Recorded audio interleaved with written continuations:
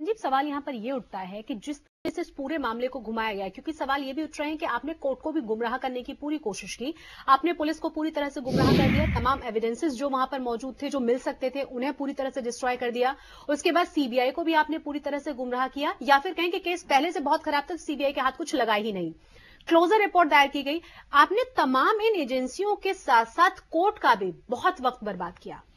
देखिए, अगर हम इस पूरे हालात को समझने की कोशिश करें, इस हादसे को समझने की कोशिश करें, तो हमें लगता है कि इस हालात को बहुत प्रोफेशनलिज्म के तरीके से या बहुत ही इंटेलेक्चुअल तरीके से अगर देखा जाता या संभाला जाता तो शायद स्टोरी कुछ और आज कुछ और होती। जी।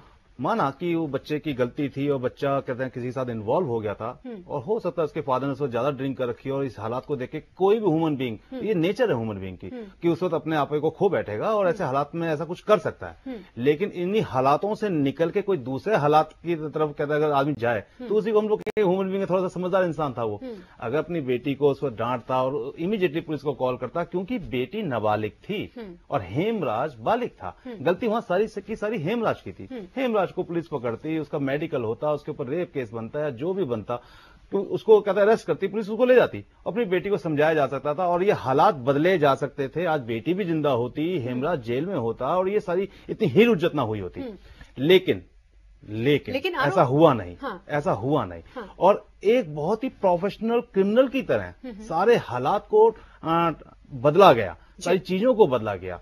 उसके फादर की, मेरे को ये हैरान होता हूं कि इस तरीके की कहते हैं जो मेंटालिटी थी, एक डॉक्टर की मेंटालिटी, एक लेडी डॉक्टर, एक कहते हैं दोनों डॉक्टर्स हैं, उनकी एक मेंटालिटी, ठीक है बेटी खोई, इमीडिएटली पुलिस के पास आते हैं। ये होता गया कि मेट्रो सिटी के अंदर पेरेंट्स इतने बिजी हो गए हैं कि वो अपने बच्चों पे ध्यान नहीं दे पाते हैं। जी। वो सोचते हैं कि घर के अंदर अगर मेड्स रख दिए गए हैं तो वही कहते हैं सारा का सारा ध्यान रखेंगे बच्चों का। जी। उस कंडीशन में जहां पे यहाँ पे भी यही देखा गया है कि वो जो मेड था वो उनका फैमिली मेंबर की तरह काम कर रहा था। जी। और वही सारा ध्यान रख रहा था। जी। और जो फैमिली के और मेंबर थे वो अपनी अपनी दुनिया में खोए हुए थे। जी। तो होता क्या है कि इस भागम दौड़ की दुनिया के अंदर पेरेंट्स जब अपने बच्चों को ध्यान नहीं दे पाते तो उनके बच्चे कहीं ना कहीं ऐसी कहते हैं मूवमेंट करते हैं जो उनके माँ बाप को नहीं पता होती है। जी। कई बार ऐसा भी देखने में आया कि बच्चे अपने घर में रात को लेट आ रहे हैं और कहते हैं ऐसी मूवमेंट कर रहे हैं जो माँ बाप को पता ही नहीं है। तो उस वक्त प्राइवेट डिटेक्टिव्स हमारी मदद ली जाती है, हमें हायर किया जाता है ये जानने के लिए कि हमारे बच्चे कहाँ मूवमेंट करते हैं, कहाँ जाते हैं, कौन उनके फ्रेंड्स हैं, किस टाइप की उनकी कहते हैं प्रोफाइल है और सोशल मीडिया में किस तरीके की कहते हैं इन्वॉल्वमेंट कर रहे हैं, जिससे कि उनको अपने बच्चों के बारे में ये पता रहे वक्त रहते हुए कि अगर कोई वो ऐसी गलती करते हैं जिसको बाद में सुधारा जा सके,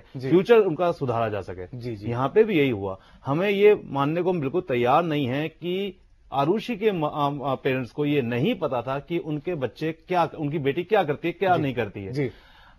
लेकिन उनको शक था, अगर तो शक को आराम से चेक करके उसको कहीं मतलब अपने बेटी को बचाने की कोशिश उसका दूसरा तरीका अपनाया जा सकता था, जैसा कि जिस तरीके से आप भी हेल्प करते हैं लोगों की। बड़ा